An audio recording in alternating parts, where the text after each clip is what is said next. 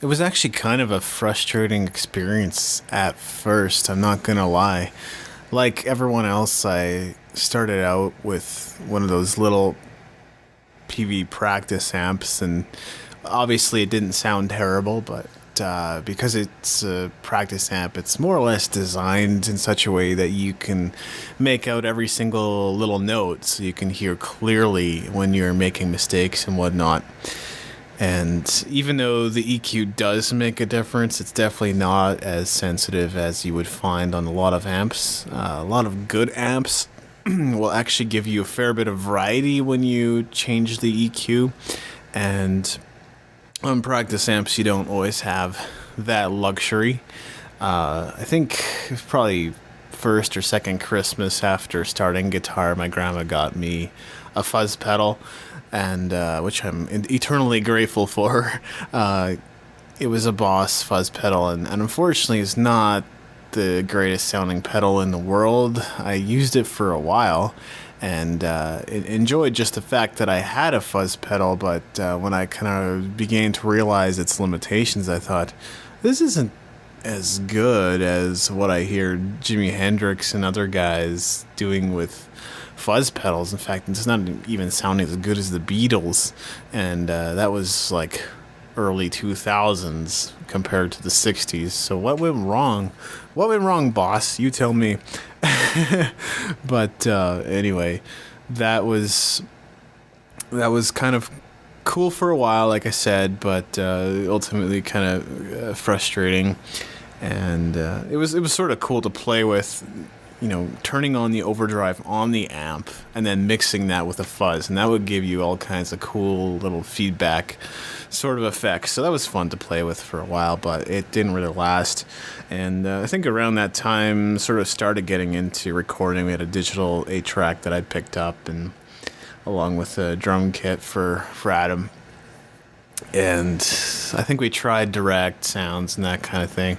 I don't think I necessarily had any specific idea in mind of what I wanted. I think when I heard Van Halen, I was like, ooh, wow, that is an awesome guitar tone right there. And the more I read about people, talking about his tone and the Brown sound, the more I wanted to sound more like that, or at least find a tone that resembled it or was close to it, or something that really worked well for me.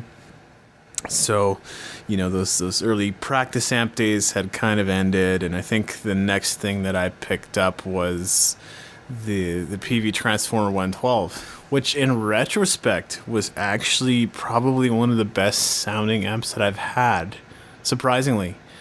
At the time, I wouldn't have recognized it as such because it still kind of felt lacking. I think around that time, I had moved up from Squier Strat to a Mexican Strat, and also probably had purchased my first Music Man, Ernie Ball Music Man Axis, which I still have to this day. Fantastic guitar. It's still my main axe. I love the fact that it holds its tune so well, even with all the crazy whamming that I do sometimes. So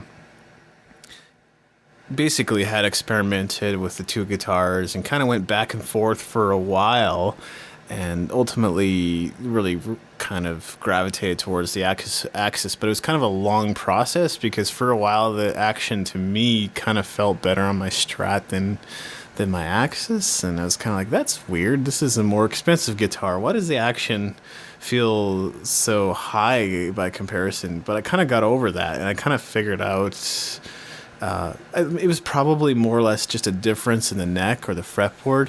So that was kind of the guitar that I've always tried to mold my sound around, and finding a good Strat tone kind of turned out to be easier than I thought, because it was really just a matter of finding it like a blues driver type sound, like the Boss blues driver.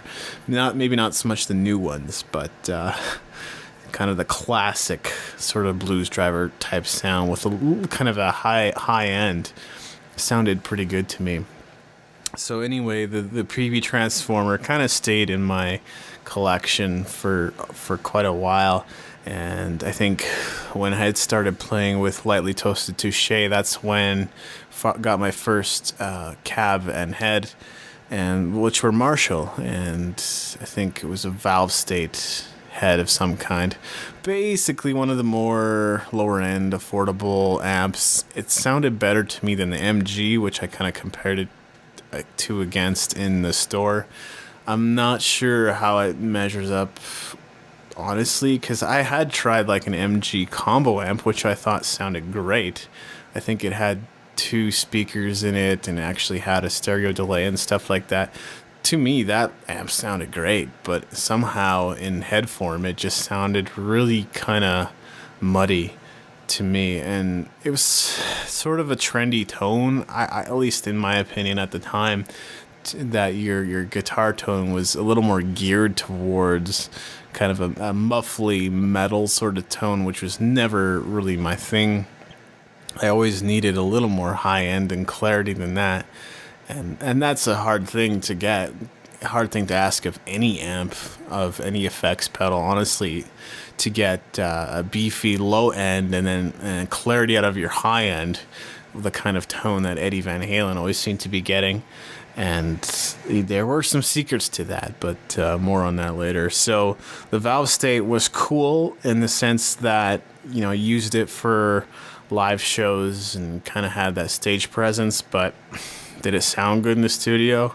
Not to me. No, that amp did not sound all that great to me.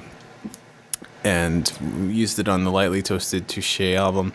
Also, when we went in and recorded at Alchemy Studios, that was when I first had the chance to try out, I think it was the triple rectifier, not the double, but the triple rectifier Missa Boogie amp at the studio. And that thing did sound pretty good, but again, I wasn't 100% satisfied with it. And I think by this point, some people might be thinking I'm crazy, but it just didn't quite do it for me. It obviously sounded better than what I had in the studio. It sounded better than my valve state and all that. But again, the best sound that I was getting at the time was using my Transformer 112. And in retrospect, I can see that, and I can see why. But at the time, I didn't really have the sense to see that, because I now had a new obsession, which was my Boss GT8. And that thing, I don't know. I really wrestled with that thing. I mean, I struggled. I tried patches. I tried presets. And I heard it on people's recordings. I'm like, this is sounding great. My unit doesn't sound anything like that. Is it defective? And that was honestly my thought for the longest time. I'm just like, I can't get it sounding like this, guys. And like, I even like posted frustrated comments in forums, and they're like, yeah, well, you just don't get it. And I was like, okay, maybe I don't, but for me, it's not working. It's not happening. I love the variety and effects about the GT8. I also liked the wah and the various wah settings. And ultimately, looking back, towards the kind of tail end of my experience with the GT8, when I had sort of given up on trying to get any tones out of it, it actually sounded pretty good to me. Not half bad. You know what did sound good all along on that unit was the clean tones. There were some really, really great shimmery clean tones. The problem was the high gain, and it did not do it for me. And we tried everything. I remember doing the 1/4-inch cables, and we also tried the coaxial out. All that stuff. It just didn't work. None of it worked out for me. And the Shipwrecked My Sentiments in large part was recorded with the GT8 and some combination of the amp or sometimes direct. Around that time, because I'd seen people playing the GT8 in combination with the Roland JC120 amp, I decided to go out and get a Roland JC120. So that's when I traded in the Transformer, the PV Transformer 112 for the JC120. And just to backtrack a little bit, we didn't always have, admittedly the most quality recording equipment, because we were using that digital 8-track for quite a while before we went and upgraded and decided to do more software-based stuff. So, understandably, I wasn't always necessarily looking for the greatest or the best tone in the world, because I knew the quality of the recording just wasn't there to support the kind of dynamics that I was looking for. So anyway, moving forward, I got my JC120 and I was plugging in the GT8 into the front end of the amp.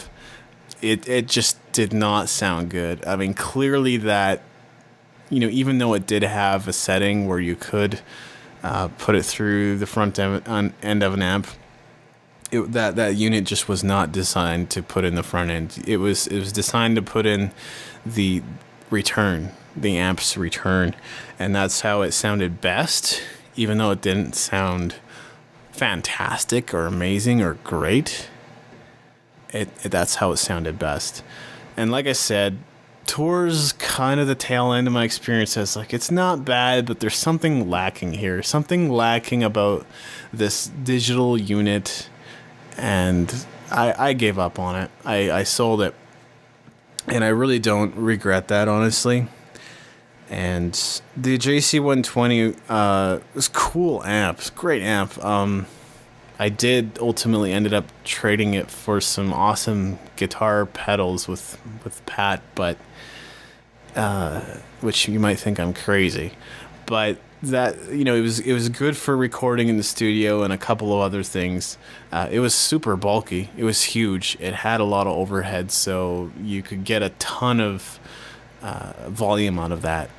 And the chorus and the reverb just sounded fantastic. The tremolo sounded good too. The problem was distortion. So really that amp was only good for reggae jazz and when you were doing some clean things, atmospheric sort of clean things. Otherwise, it didn't have use, and I always usually require some combination of clean as well as distortion or high gain sounds. So it wasn't going to do the trick. If I was going to go that direction, then my option was really to get another amp and then AB switcher of some kind, so I could switch between the two types of amps. So anyway, I like the GC120 a lot. If I had the opportunity to pick another one up, I might just, because it's definitely good for some clean stuff. In fact, it's probably one of the best clean sounds out there, honestly. And somewhere around that time too, I also picked up the M Audio Black Box, and for those who don't know, that unit is a lot like M Audio's version of the pod, the Line 6 pod, and it's a good little pre-production tool because it has kind of these the drum tracks, a few different drum samples that you can or drum loops, I guess, that you can play at any tempo, which is nice for practice, right? And it's got, I'm gonna say maybe about 5 tones that sound pretty good. That might be a little bit generous, honestly, but we'll say about 5 tones. And it's also got some good effects, and one of the great things about it is the reverb. I can't deny that the reverb on that unit sounds phenomenal. And a few other effects things. It kind of has like some interesting arpeggiators and things like that are pretty cool. But yeah, it was still same problem as the GT8. Just kind of the digital unit doesn't quite sound true to an amplifier, and it's one thing if it kind of has 90% of the essence of an amp, but really it felt like 60%.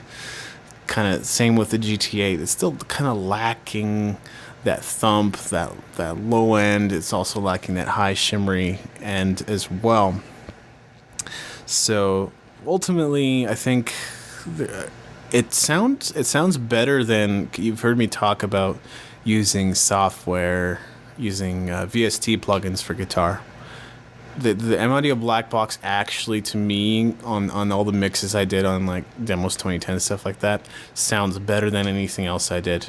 I think I tried a ton of different combinations as far as guitar tones with what I did on Demos 2010. What came out on top was the black box. So obviously there is something to it. And more recently I tried out a demo using it, and I actually did get some nice hard rock, melodic rock sort of tones out of it. So obviously it's possible to do something with it, but it just kind of wasn't cutting it in some ways, because you could get what you can get is some pretty decent high gain sounds. What you can't really get out of it is some kind of half distorted tones and some cleaner tones. That seemed to be sort of lacking to me. At times you could kind of get it, but not really.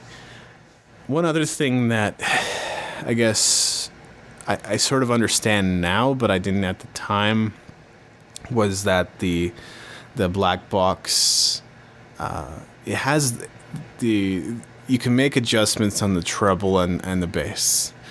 And instead of kind of having a knob that goes from 1 to 10 like you would see on most amps, what you've got is just a digital readout of like 0 to 99. So you can adjust the mid to low, or sorry, the treble frequencies and the bass frequencies between 0 and 99. And for some reason, it doesn't make that much difference. It does. It makes a subtle difference in the tone, but like not enough to be sitting there and tweaking all day. Like, but you sort of felt obligated to, because you're like, well, this sounds pretty good, but I should be really tweaking to find the sweet spot, right? So yeah, the treble, the 59, I don't know, it just doesn't sound right to me, but at 61, that's perfect. Like, you sort of felt like you were supposed to do that with the unit, but even though maybe you didn't need to or didn't have to. So it doesn't feel like a real amp. I still have that unit, still use it sometimes. It's not half bad, but do I recommend it as a as a unit that's going to do everything? No, definitely not. I think somewhere in the middle there, I'd also got, I think it was after I got the GT8, I got the Boss ME50. And more or less satisfied with the unit. I got what I wanted out of it. It's, what can I say? It's just like everything conveniently in one place. You can have your distortion sound on there, you can have your delays, you can have your chorus modulation effects, wahs, whatever you want. It's all got it in there. Not all effects are quality, but you pretty much get what you pay for with that unit. You get a ton of effects. Some of them sound great, and it sounds great plugged into the front end of an amp. Unlike a GT8, that ME50 was obviously meant to be plugged into the front end of the amp. So I'm not gonna go on and on about the ME50. I think it's a pretty good unit. I did eventually end up trading it for a little Fender amp, but I don't really regret that decision either necessarily, because it clearly wasn't gonna be the be all end all for me either. So yeah, I think all those things, I tried them in combination with each other. Actually, I think I remember even at one point I plugged the GT8 into the front end of my PV practice amp and stuffed a pillow in the back. I'd heard something about that. People are doing that with like crate amps and stuff and getting really heavy, awesome tones. It sounded terrible to me. It didn't do anything for me either. So we'd experimented all along, believe me. And it was mostly just me going, man, I'm not getting the tones that I want. And somewhere along the line, I had learned that most guitarists actually use 2 amps to get their tones. Either that or there's 2 guitarists in the band with 2 completely different tones. So we're talking like Spinal Tap or Metallica. Oh, not Spinal Tap. Maybe that's one too, but what am I thinking of? Metallica and Slipknot. Slipknot's what I'm thinking of. So bands like that have two guitarists with completely different tones, and that's how they achieve their sound. And a lot of people go into guitar stores saying, how do I get that Slipknot tone, which you can't get? Why? Because you need two guitarists. And that kind of made a lot of sense to me, in the sense that, maybe one guitar has some high end with the lows taken out, and another guitar's got the low end with the highs taken out, or however you conceive of that. And I had also read that Keith Richards, how he got his tone was actually two amps, of course, one kind of distorted and the other clean. So that's how he still managed to get some of that clarity, but he also had that grit as well. So I had also tried that setup with Angels Breaking Silence when I was still playing with him. And by that point, I think I had finally arrived at Mesa Boogie dual rectifier instead of the triple, which actually sounds really good to me, especially in live situations, cranked up. Doesn't have to be all the way, but has to be cranked up a little bit. And along with, and I think the cabinet does make a bit of a difference too, but a crate cabinet loaded with 4 vintage 30s. And the vintage 30s sounded great in combination with other heads I'd tried. I'd actually tried probably 2 or 3 Marshall heads, as well as the Kirk Hammett signature Randall head as well. And none of those quite did the trick for me. But I did have a good experience with the Marshalls. They sounded pretty good. What was missing was kind of the low end, just kind of sounded muffly. So I was getting kind of the clarity that I needed, but not quite the thumpy low end that I was looking for with the Marshalls. And finally I had rented the Mesa Boogie dual rectifier, which I had someone tell me is like the most transparent tone. It just kind of generic, but for me it actually worked out really well. So I still to this day use that amp for live situations, because it just sounds right to me, and it cuts, and it has lots of gain, lots of headroom on it. So that's a great amp, no complaints there. Now, we'd also tried recording that in the studio, and it's not quite the same thing, I've noticed. I've experimented with that a little bit. But back on the tandem amp subject, basically one of the things we had done as well with the Angels Breaking Silence was I had the Mesa Boogie with a crate cabinet hooked up, and that was mic'd up.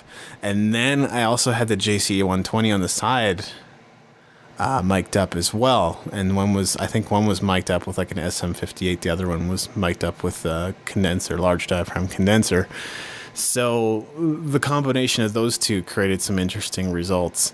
One of the things I did find is like distortion, the distorted or overdriven channel is not as dynamic as the clean, so it's like way more apparent when you hit the strings hard on a clean amp. And so there was a little bit of mixing and automation that had to be done for that to work. But it was pretty cool. I am still not entirely sold on the idea. It seems to work amazingly for Keith Richards, and it probably works great for some other guitarists who do the dual amp thing. But I don't know. It's not bad. It's definitely not bad, but it didn't necessarily impress me in a huge way. So, yeah, I had a ton of different experiences with digital units like the GT8 and the audio black box. In fact, even at one point, I remember renting these Sans amp units and just putting them direct through the studio. And, I heard some great things online, the sound samples and things that I liked. But when I plugged them in and tried them out, I was like, yeah, there was maybe 1 or 2 good tones, and I was not impressed. It just didn't seem to do. And I've come to the realization that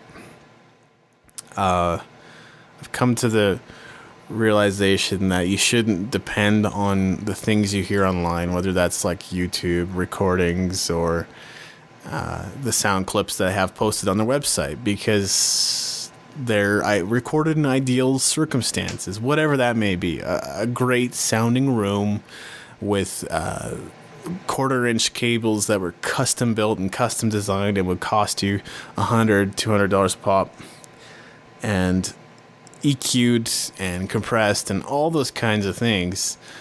In a final mix, they sound pretty good, but on their own. And that was the problem, is like a lot of these units, they weren't just plug and go.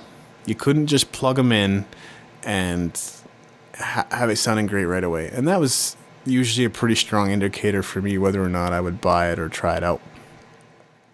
So if manufacturers are listening, what guitarists need is not a unit that requires the perfect circumstances, the mixing studio, the cables, all that kind of stuff, the perfect room. What people want is something that they can plug into immediately and have it sound great, and then they can start tweaking. But if it sounds bad and then they start tweaking, how is a bad sound going to improve? It's not going to improve by a lot. It'll improve by some, but not necessarily by a lot. So somewhere in the midst of all this, I had sort of, having tried so many different things, the software approach, the digital unit approach, the amp approach, the miking up approach, a combination of all of the above. And some of those yielded some pretty good results. Don't get me wrong, I've achieved some cool sounds along the way, but sort of kind of given up on that ideal of like, okay, the perfect guitar tone does not exist. And I think I'd heard like Roland representatives and stuff like that say, I've searched all my life for the perfect tone and I didn't find it. And that was, for some reason, I felt the need to take that on as my own, because I hadn't honestly found something that I was completely satisfied with. And they just kind of put it into words in a way that I hadn't really thought of before. And so I just thought, yeah, well, you know what, maybe they're right. But that philosophy ultimately led to less inspiration, because I sort of took this attitude of like, okay, you know what, guitar tone doesn't matter that much. I'll just play, and you can still make music, and it can still sound pretty good in the mix. So who cares? Let's just get on with it. I've attempted using all these units, and one day I'm sure I'll be able to buy some more expensive equipment that's going to sound far superior. But for now, we'll just settle, right? Just settle. And that it sort of was freeing on the one hand, but the flip side of the coin was that you're kind of fooling yourself, because if you don't have a tone that inspires you to play, you don't play as much, right? You're still going to play, but maybe not just not as much. You're not going to put as much effort forth into something that you're just not feeling.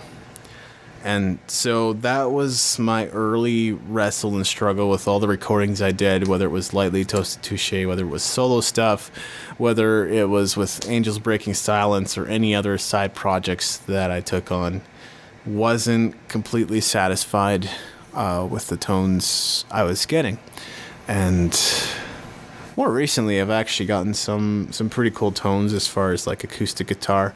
I don't think I've ever been like completely displeased with an acoustic guitar tone. In fact, if it's the right guitar, that usually sounds pretty good to my ears.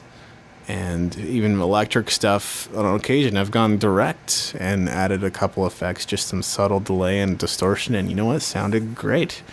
So rarely do I actually go direct with guitar and actually have it sound great, but that's worked out on a couple of occasions. Well, more recently, I stumbled upon the Line 6 Pod. I'm currently using the X3, and I was surprised. I've actually been very impressed with that unit so far. I've been using it live, actually direct in, so just into a DI and through the house speakers. That sounds great to me. And I've also been trying it out in the studio, and again, it's maybe not like perfect. It may not sound like entirely like a guitar amp, but it sounds pretty darn good, and the range of sounds you can get is actually pretty impressive. One of the advantages I think of the pod is that it looks and feels a little more like a real amp compared to some other units I've used, because you've just got the basic tone knobs that everybody knows of guitar. You've got drive, which is going to tell you how much distortion you have. You got a master level, which is your overall volume. You've got your treble, bass, mids, and presence, which are all nice to have, not just like two knobs like treble and bass. It's nice to have all four of them, treble, bass, and you've got reverb, and you've got delay and a bunch of other effects. Honestly, I haven't experimented with the whole thing because I've been stuck on one tone, which sounds pretty good to me. So I guess good things can come in digital form, and the fact that I can just plug it in, your basic everyday standard 1/4-inch cables, and away we go, and it sounds good. I mean, that's how a digital unit is supposed to be. So who knows? I might have found something that I can stick with for a while, and I'm just using the X3 right now, but I'm interested to check out the new HD one as well. And if it sounds even better than the X3, I'll probably be pretty impressed with it.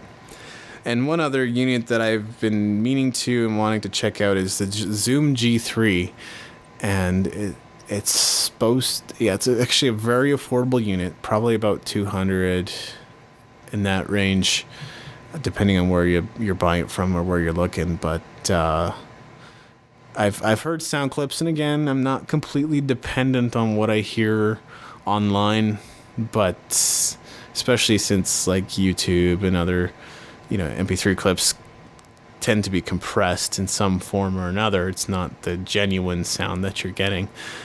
But it actually sounds like a pretty good unit from the samples I've heard. I actually talked to a guy at a guitar store that absolutely swears by it, and he's tried pretty well everything else he said as far as digital stuff goes. And you can't judge a book by its cover just because it's a couple $100 as opposed to thousands of dollars. Who's to say that it doesn't sound good? So I'm going to be checking out that unit as well. But for now, I'm pretty happy with what the pod is doing for me. So that's kind of my story as far as guitar tone goes.